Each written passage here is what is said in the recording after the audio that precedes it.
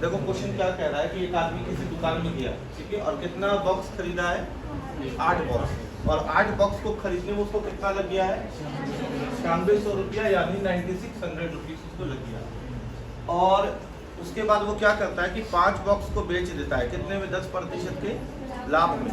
और 3 बॉक्स को कितने में बेचता है? 10% की हानि में। टोटल 8 बॉक्स था, 5 को वो 10% के लाभ में बेच दिया और बचे हुए 3 को वो 10% की हानि में बेच दिया। तो हमसे पूछा जाता है कि ओवरऑल उसके प्रतिशत क्या जो प्रॉफिट हुआ वो कितना है। बात समझ में आ रहा है ना? तो इस तरह का क्वेश्चन जब तुमको एग्जाम में मिलता है तो तुम कैसे बनाते हो? ऑप्शंस तुम्हारे सामने होंगे, ठीक है? बात को समझो। 2 तरीके से क्वेश्चन को बनाया जाता है। एक जिसे एग्जाम नहीं निकलेगा, क्वेश्चन बन जाएगा, और एक जिसे एग्जाम निकल जाएगा, टाइम भी कम लगेगा और सटीकता से आंसर आएगा, ठीक है? तो हम तुमको दोनों रास्ता दिखाएंगे, तुमको फिर चयन करना है कि तुमको कौन सा रास्ता यूज करना है। देखो मैथ्स बनाना बहुत अलग चीज़ है और एग्जाम निकालना बहुत अलग चीज़ है।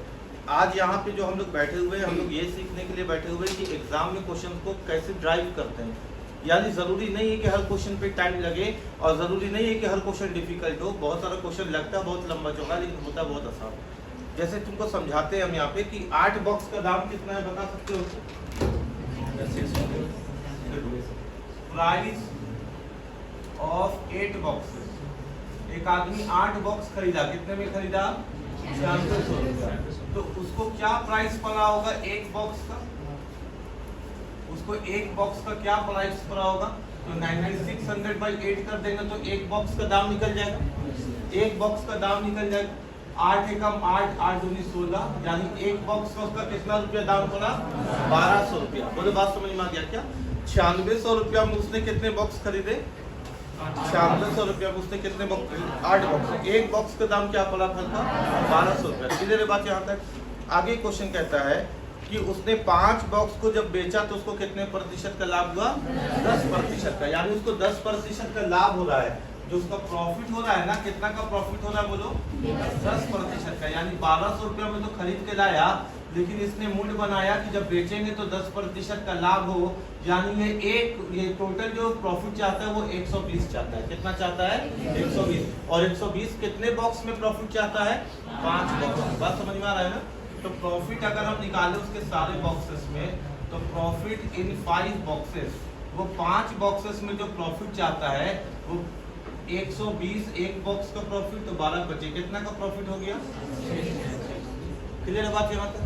यानी वो क्या करता है क्वेश्चन में, वो एक बॉक्स तो खरीद करके लाता है, एक बॉक्स खरीद के लाता है 1200 रुपया में, और वो जब बेचना चाहता है तो कितना का लाभ चाहता है?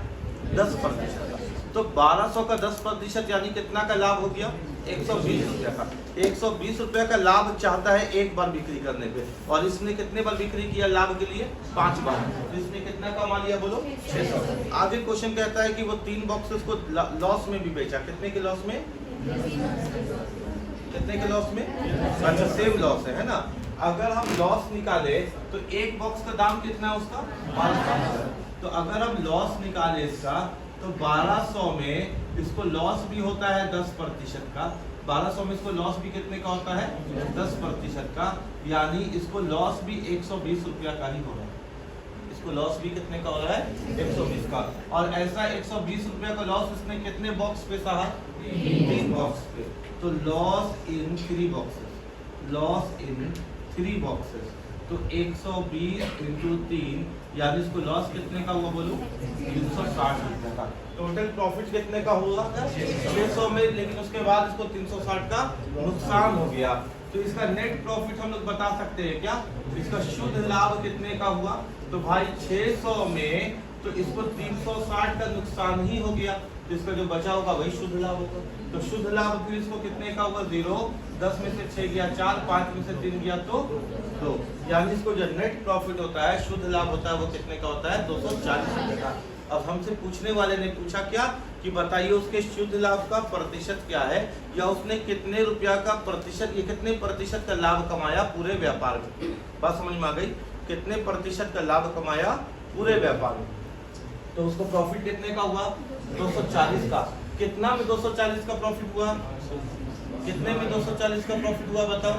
अरे कितने में 200 ना, 1200 में नहीं, 240 पूरे में प्रॉफिट हुआ। केवल 1200 एक डब्बा में तो नहीं हुआ ना, प्राइस ऑफ वन बॉक्स है 1200, लेकिन ये जो 240 रुपया कमाया ये केवल 1200 रुपया पे कमाया पूरे व्यापार में, यानी इसने 240 रुपया जो कमाया ये पूरे व्यापार में कमाया। और नीचे हमेशा टोटल लिखते हैं फ्रैक्शन पे, और टोटल कितना रुपया लेकर के गया था बाजार, 9600 रुपया लगा करके 240 कमाया, प्रतिशत का 100, 0 से 0 काटे, 0 से 0 काटे, 4 से काट सकते हैं क्या, 4 छक 24, 4 से काटते तो कितने में गया, 4 दूनी 8, 4 चौके 16, फिर 4 से काटते, 12 से काटते, 12 बचे 60 और 12 दूनी 24, यानी 5/2%, अर्थात 2.5% का इसको लाभ हुआ। कितने परसेंट का लाभ हुआ इसको, 2.5% का लाभ हुआ। ये इसका एक तरीका हो गया, ठीक है। लेकिन एग्जाम अप्रोच बहुत अलग होता है, एग्जाम अप्रोच जो होता है ना वो बहुत अलग होता है ना। अब मेरे बात को समझना, कितना बॉक्स खरीद के लाया था, 8 बॉक्स। टोटल कितना बॉक्स है इसके पास, आप एग्जाम में क्वेश्चन को कैसे हल करता है वो सीखो। टोटल कितना बॉक्स है इसके पास, इसने प्रॉफिट में कितने बॉक्स को बेच दिया, इसने लाभ में बेच दिया 5 बॉक्स, और हानि में कितने बॉक्स को बेच दिया, लॉस में बोलो 3 बॉक्स। यानी 5 बॉक्स को लाभ में बेचा, 3 बॉक्स को हानि में बेचा, तो ओवरऑल इसको कितने बॉक्स का प्रॉफिट हो गया, समझ में आ गया। टोटल कितना बॉक्स है इसके पास, 8 बॉक्स। 8 बॉक्स में 5 को लाभ में बेच दिया, मगर 3 को हानि में बेच दिया। 5 रुपया तुम पा लिए, 3 रुपया तुम भुला दिए, कितना का फायदा हुआ, 2 का फायदा हो रहा है इसको, 2 बॉक्स का फायदा हो रहा है। कितने बॉक्स में, 8 बॉक्स। गलत बोल रहे हो, नीचे हमेशा टोटल। और कितना परसेंट का फायदा हो रहा है, 10। 2 एकम 2, 2 चौके 8, 2 दूनी 4, 2 पच्चीस 10। क्वेश्चन का आंसर 5/2, ठीक है। तो ये अप्रोच होगा एग्जाम, समझ में आ गया बात।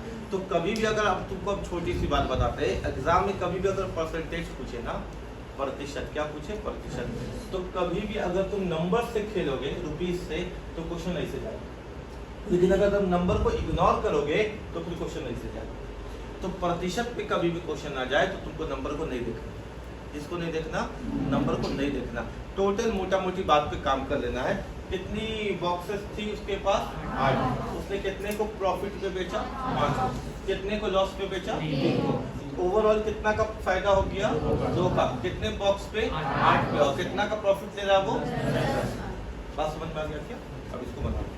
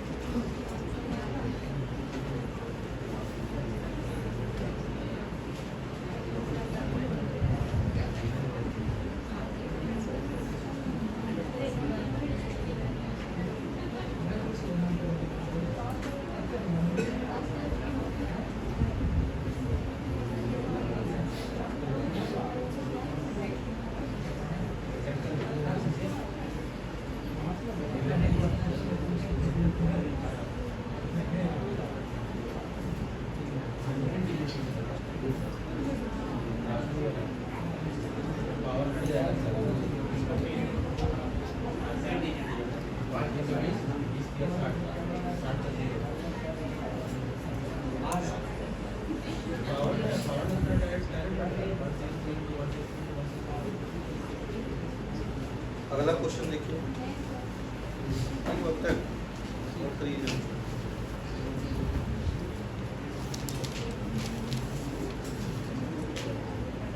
अगला क्वेश्चन ये समझ में आ गया सबको? तो इससे कभी काम नहीं है ना, काम हमेशा इससे करना, ठीक है। क्वेश्चन लिखो तो। अच्छा क्वेश्चन देखो तुम, क्वेश्चन नंबर 3 जो है इकाई अंक निकालना है। क्वेश्चन जो तुमको दिया हुआ है ना, बोलता है यूनिट डिजिट निकालिए, इकाई अंक।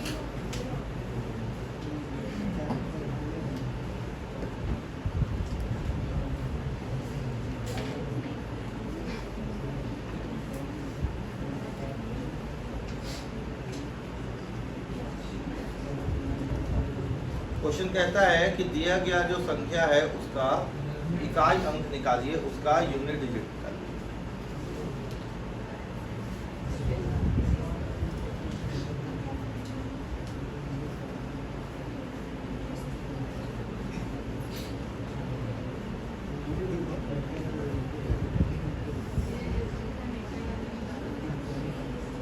देखो 4 5 2 3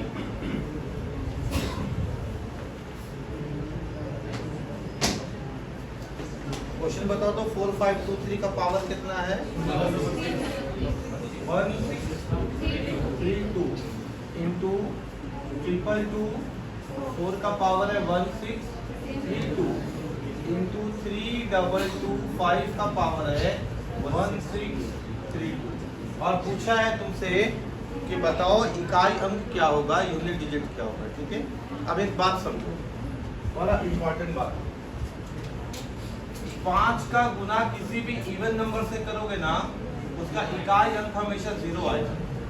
5 का गुना किसी भी सम संख्या से करोगे ना, उसका इकाई अंक हमेशा क्या आएगा? 0। किसी भी सम संख्या से करके देख लो, 5 का गुना 4 से करो तो भी इकाई अंक 0, 5 का गुना 6 से करो तो भी इकाई अंक 0, 5 का गुना 12 यानी ये सम संख्या से करो तो भी इकाई अंक 0। तो तुमने क्या देखा कि 5 का गुना किसी भी सम संख्या से होता है तो उसका इकाई अंक क्या आता है? 0। तो इस क्वेश्चन को भी देख करके टेंशन लेने की जरूरत नहीं था।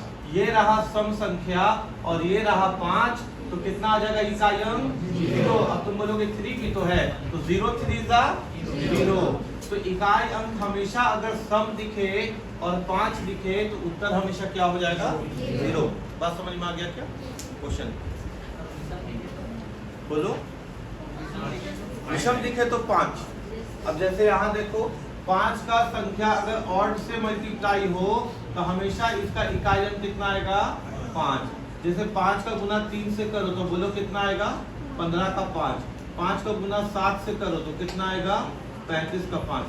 5 का इकाई अंक 2 और 5 के अलावा कुछ भी नहीं आ सकता। सम 0 और 5 के अलावा कुछ भी नहीं आ सकता। सम में 0 आएगा, इवन में, और विषम में यानी ऑड में क्या आएगा? 5 आएगा, ठीक है। अगला क्वेश्चन।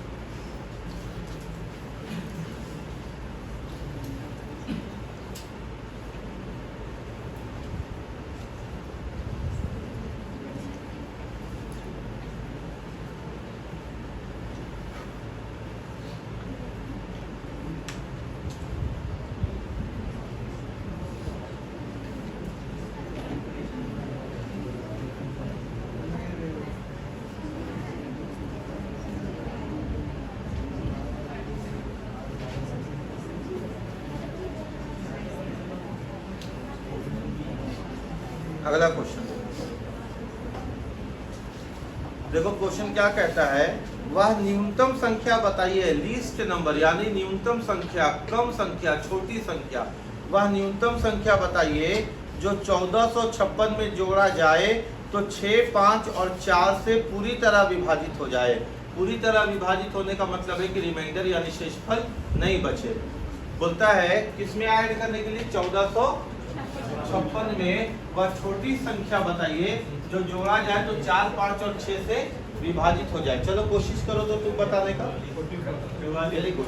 ऑप्शन क्या क्या दिया हुआ है? 61, 6, 44, 16 ना? ठीक है। अब किसमें ऐड करना मेरे को? 1456 में ऐड करना है एक ऐसा संख्या कि ऐड करने के बाद वो किससे किससे डिवाइड हो जाए, 6 से 5 से 4। यानी 1456 में कोई ऐसा संख्या ऐड करे तो ऐड करने के बाद वो 6 से 5 और 4 से पूरी तरह विभाजित हो जाए, डिवाइड हो जाए। समझ में आ गया क्वेश्चन? अब मेरे बात को समझो कि क्वेश्चन क्या कहना चाहता है। क्वेश्चन ये कहना चाहता है कि 1456 में हम कौन सी संख्या जोड़े कि विभाजित हो जाए। तो यहाँ देखो 5 बहुत काम का चीज होता है, 5 बहुत काम का चीज होता है। 5 बोलता है कि हम तो उसी संख्या को डिवाइड कर पाएंगे जिसके अंत में 0 या 5 हो। अगर किसी के अंत में 0 या 5 नहीं हुआ तो हम उसको डिवाइड नहीं कर सकते। बात समझ में आए ना?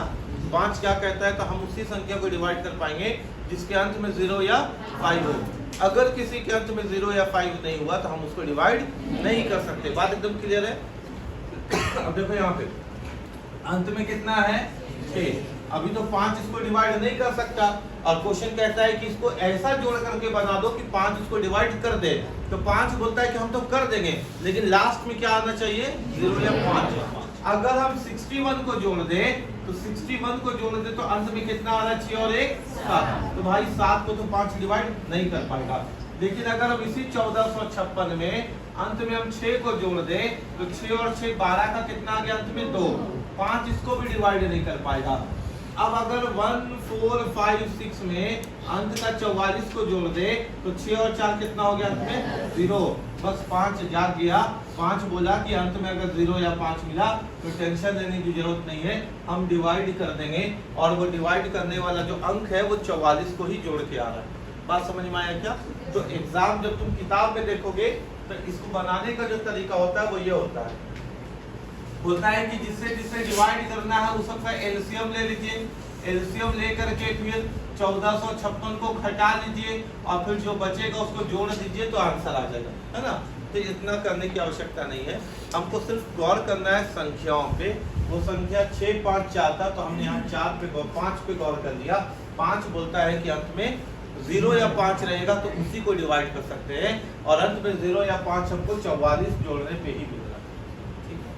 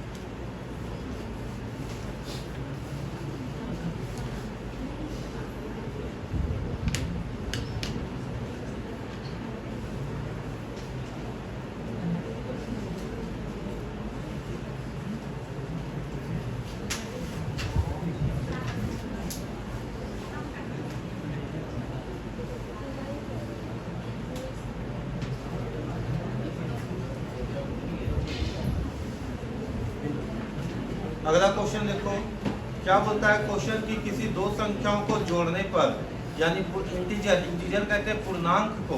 पूर्णांक का मतलब होता है पूरा हो जिसका अंक, है ना? पूर्णांक का मतलब होता है पूरा हो जिसका अंक। तो किसी दो संख्याओं को जोड़ने पर जो योग आता है वो कितना आता है जोड़ने पे, 42 42, और उनका अंतर जो है उनको घटाने पे कितना आता है, 4। तो हमसे पूछा है कि बताइए उनका गुणनफल क्या होगा, उनका प्रोडक्ट क्या होगा। और ऑप्शन दिया तुमको 402, 437, 416 और 376।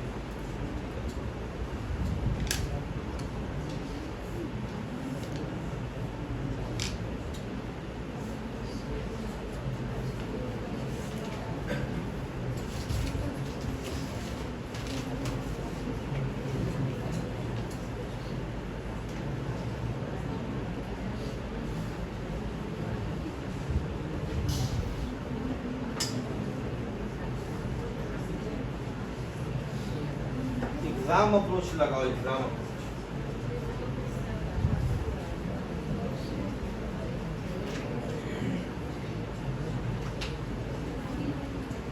देखो दो संख्या का अगर ऐड करेंगे तो योग कितना है उसका, 42। मान लेते वो दो संख्या a प्लस b है, अगर हम a प्लस बी करते हैं तो हम लोगों को मिलता है 42 और उनका अंतर जो है वो कितना है 4।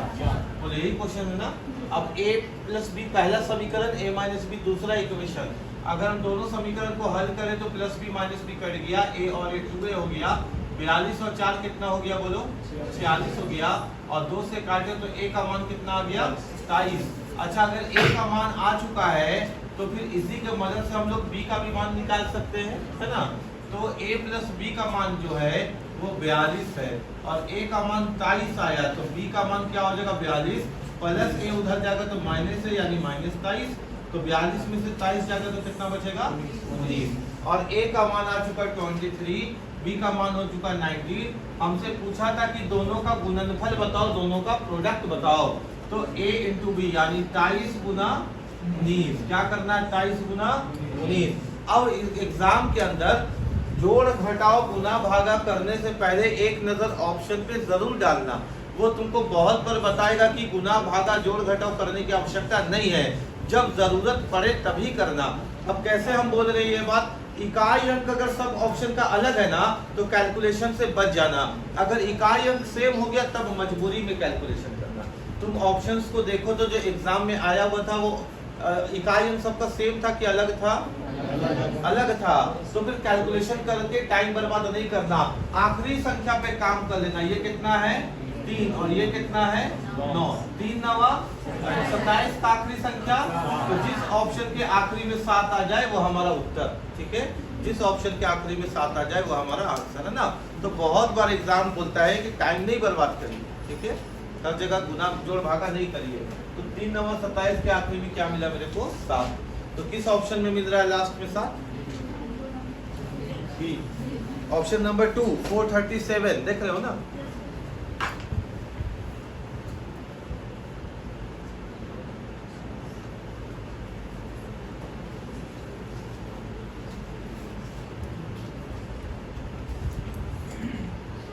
और समीकरण को कैसे हल करते हैं वो सीखने, नोट करते रहे ना, और समीकरण को कैसे हल करते हैं वो सीखो। अच्छा a प्लस बी को अगर जोड़ा है तो कितना है जोड़ के 42, तो भाई अगर हम दोनों को तोड़ दें तो किसी एक को आधा आधा मान लेते हैं ना कि a भी एक ही से और b भी एक ही से, बात समझ में आ गया। तो जितना भी संख्या को जोड़ के देगा ना a plus B, B plus Q, कुछ भी देगा ना तो तुम दोनों को आधा आधा में तोड़ देना। 21 दिया तो दोनों को 42 दिया तो दोनों को हाफ हाफ कर दिए, कितना कितना 21, और इनका अंतर कितना है 4, 4 का अंतर है, यानी 2 कोई दिया होगा 2 कोई लिया होगा, 4 का अंतर है। 6 का अंतर होता 3 कोई देता 3 कोई लेता तो 6 का अंतर होता, 8 का अंतर होता तो 4 कोई देता 4 कोई लेता, 9 का अंतर होता तो 9 का अंतर होता तो 4.5 कोई देता 4.5 कोई लेता, बात समझ में आ रहा है क्या। 10 का अंतर होता तो 5 कोई देता और 5 का लेता, यहाँ पे कितने का डिफरेंस है 4 का, तो कोई 2 देगा और कोई 2 लेगा। मान लेते हैं कि ये 2 देने वाला हो गया, ये 2 देने वाला हो गया और ये 2 लेने वाला हो गया, तो ये 2 देने के बाद कितना बन गया होगा 19, और ये 2 लेने के बाद कितना बन गया होगा 27, तो दोनों संख्या मिल गया मेरे को, और हमको बोला मल्टीप्लाई, तो 9 3 27 का इकाई अंक 7, ऑप्शन नंबर 2, जो भी ऑप्शन, बात समझ में आ गया। तो एग्जाम अप्रोच बहुत अलग होता है, ये गणित है जो हम लोग स्कूल में सीखते हैं, है ना, और ये प्रैक्टिकल है जो एग्जाम को हल पे काम करते हैं, बात समझ में आ रहा ना। तो कुछ भी संख्या देगा ना आधा आधा कर देना, और अंतर जो भी देगा ना, जितना का भी अंतर दिया भैया आधा वो दिया आधा वो दिया, ऐसे काम कर देना।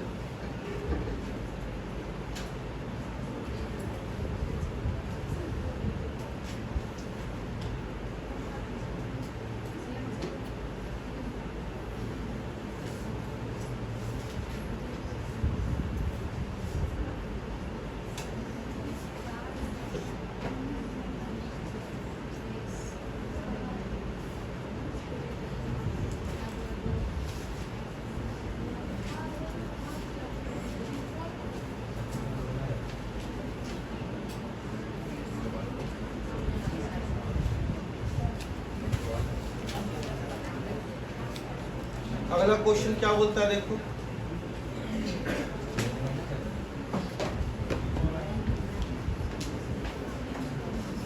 बोलता है कि दो संख्याओं का गुणनफल 3026 है, प्रोडक्ट ऑफ टू नंबर्स, दो संख्याओं को जब हम गुना करते हैं तो कितना मिलता है 3026, 3026। बात समझ में आ रहा है ना? दो संख्याओं को गुना करते हैं तो 3026 मिलता है और उसका एलसीएम 89 है और एलसीएम कितना है 89 है। तो एक्ससीएफ बताइए, मेरे बात को समझना। क्या होता है क्वेश्चन की दो संख्याओं को गुना करते हैं तो कितना मिलता है 3026 और उनका एलसीएम कितना है 89। तो बताइए कि उसका एचसीएफ क्या होगा। ठीक है, बताइए उसका एचसीएफ क्या होगा। ऑप्शंस तुम्हारे सामने है ना, देखो बात समझ लो।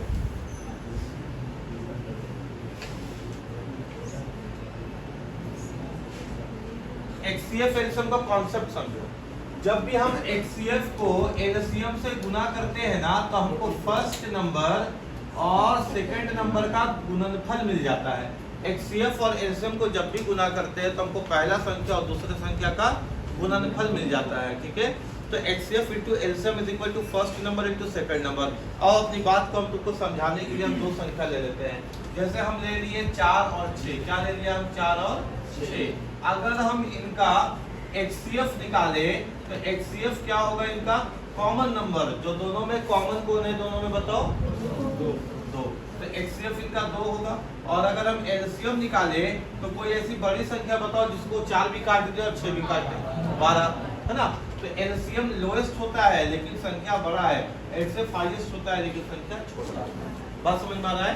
एचसीएफ में देखते हैं इसके अंदर से कौन सा संख्या निकल सकता है कॉमन, तो 2।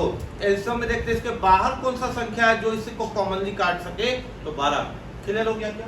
तो अब मेरे बात को समझो, ये दो संख्या हो गए। तो जैसे हम एचसीएफ गुना एलसीएम करेंगे ना तो हमको क्या मिल जाएगा, दोनों संख्याओं का गुणनफल मिल जाएगा। तो देखो इधर 12 दूनी 24 और इधर भी देखो 4 छक 24।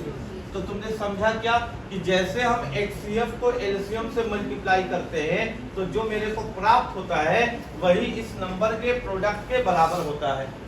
बात समझ में आ गया? एचसीएफ को एलसीएम से जब भी मल्टीप्लाई करेंगे तो संख्या के गुणनफल के प्राप्त नंबर मिलेगा। क्लियर है बात यहाँ तक? अब चलो इसको नोट करते हैं। एचसीएफ कितना दिया हुआ है क्वेश्चन में? एचसीएफ फाइंड करना है। ठीक है, एचसीएफ फाइंड करना है। एलसीएम कितना दिया हुआ है 89 और फर्स्ट नंबर और सेकंड नंबर का प्रोडक्ट ही दे दिया, गुणनफल दे दिया।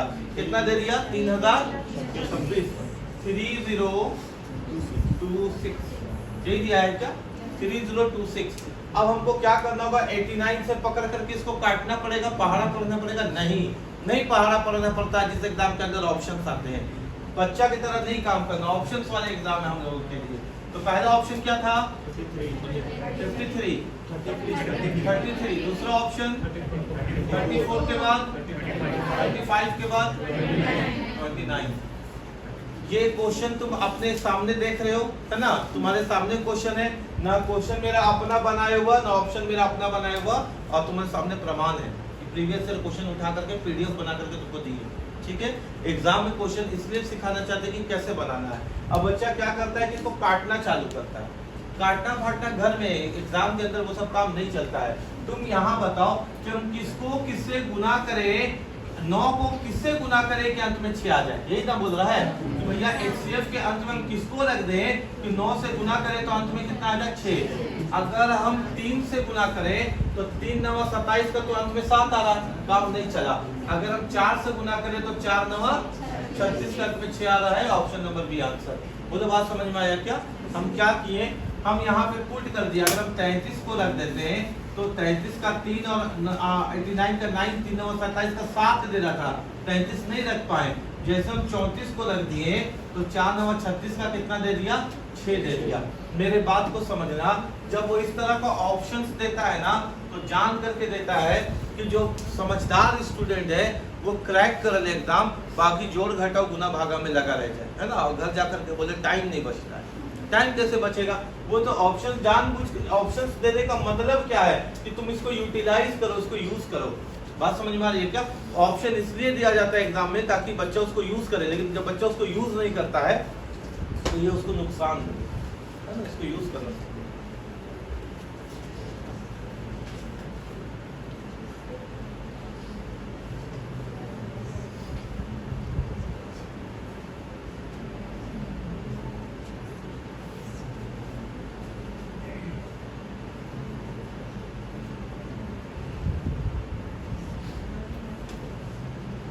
अगला क्वेश्चन तुमको बोलता है, देखो यहाँ अगला क्वेश्चन तुमको HCF निकालने के लिए बोलता है। क्या निकालने के लिए? HCF।